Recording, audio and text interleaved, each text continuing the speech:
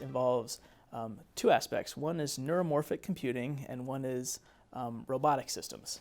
And so neuromorphic computing is about doing computing that's inspired by the brain, so neuroscience-inspired electronics. So a long time ago, folks figured out that there's a lot of similarities between how neurons operate and how transistors operate. And so we use transistors to make circuits and computers and computing devices. And so the idea behind that is we have an existence proof between our ears that the brains work, and a brain can do a lot of computation with a little bit of power. You know, I just had an In-N-Out burger for lunch, and I'm hopefully going to be able to work all afternoon. And so, so what can we do to be inspired by our brain's computing power? How can we make a small electronic brain that you could put in, say, like a small robot, and have it think and walk around or move around and do its job? I probably can't feed it an In-N-Out burger, though. That's one aspect I do is neuromorphic computing.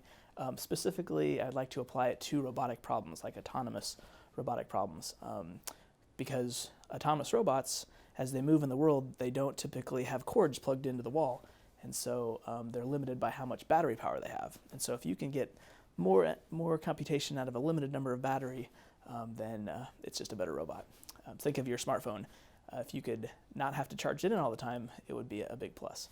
So the second aspect I do is robotics algorithms, mostly for path planning and for navigation.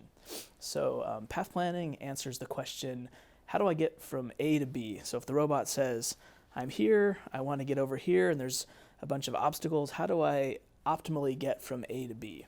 And so path planning answers that question. And navigation answers the robot's question, where am I? Like, where am I in the world? So you and I, we use GPS on our phones or in our cars, and that tells us where we are. And a robot uses either also GPS or other means. There's algorithms that it can use its sensors to sense its surroundings and then also figure out where it is. And to combine the two, one of the areas of research I'm looking at is how can we use brain-inspired methods of navigation, specifically grid cells and place cells. So these are some cells that neuroscientists actually won the Nobel Prize a number of years ago, not too long ago, saying we have these things called grid cells and place cells which help us navigate the world and help us know where we are in the world internally. We have this little map in our head.